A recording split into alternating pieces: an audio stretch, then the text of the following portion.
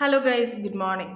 ഇന്ന് നമ്മുടെ സോഷ്യൽ മീഡിയയിൽ ഏറ്റവും ചർച്ച ചെയ്യപ്പെടുകയും ഏറ്റവും വൈറലാവുകയും ചെയ്ത കുറേ വീഡിയോകൾ കണ്ടപ്പോൾ എനിക്കും പ്രതികരിക്കണമെന്നും അഭിപ്രായങ്ങൾ രേഖപ്പെടുത്തണമെന്നും തോന്നി. അതാണ് ഇങ്ങനെ ഒരു ഓൺ വോയിസ് വീഡിയോയുമായി വന്നത്. നമുക്കറിയാം, നമ്മുടെ കേരളത്തിൽ സമാനമായ ഒരു കേസ് നടക്കുകയും ഏറെക്കാലം ചർച്ചകൾ നടക്കുകയും ഒടുവിൽ അതിൻ്റെ പ്രതികൾ ശിക്ഷിക്കപ്പെടുകയും ചെയ്തതാണ്. അതിൻ്റെ ഓർമ്മകൾ മായുന്നതിനു മുന്നേ ഇതാ സമാനമായ മറ്റൊരു കേസും കൂടി.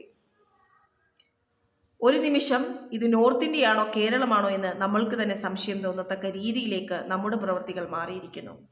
മറ്റൊരു സ്ഥലത്ത് നിന്ന് ഒരു നേരത്തെ ആഹാരത്തിന് വേണ്ടി അല്ലെങ്കിൽ ഒരു ജോലി അന്വേഷിച്ച് ഒരു കുടുംബം നോക്കാനായി വന്നതായിരിക്കണം. മറ്റൊരു സ്ഥലത്ത് നിന്ന് വരുമ്പോൾ തീർച്ചയായും ലാംഗ്വേജിൻ്റെ പ്രശ്നങ്ങൾ ഉണ്ടാകും, പരിചയക്കാരുണ്ടാകണമെന്നില്ല, പരിചിതമായ സ്ഥലങ്ങൾ ഉണ്ടാകണമെന്നില്ല. ഒരു സ്വാഭാവികമായ ടെൻഷൻ തീർച്ചയായും നിലനിൽക്കും. അതിലെ അവസ്ഥകളെ മുതലെടുത്തുകൊണ്ട് ഇത്രയും വലിയൊരു നീച പ്രവൃത്തി എങ്ങനെ ചെയ്യാനായി സാധിക്കുന്നു?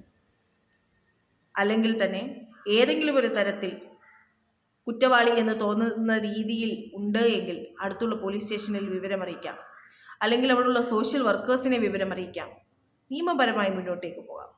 അതിന് പകരമായി കൂട്ടം കൂടി നിന്ന് ചോദ്യം ചെയ്യുക, മർദ്ദിക്കുക, മരിക്കത്തക്ക രീതിയിൽ മർദ്ദിക്കുക, അതിൻ്റെ വീഡിയോകൾ എടുക്കുക, പ്രചരിപ്പിക്കുക.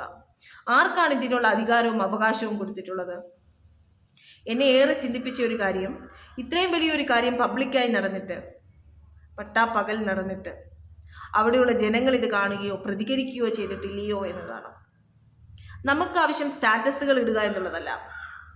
ഇതിന് പിന്നിൽ പ്രവർത്തിച്ചവരെ എത്രയും വേഗം തന്നെ നിയമത്തിൻ്റെ യാതൊരുവിധ പഴുതുകളും കിട്ടാതെ പരമാവധി ശിക്ഷ ലഭിക്കുക എന്നുള്ളതാണ്.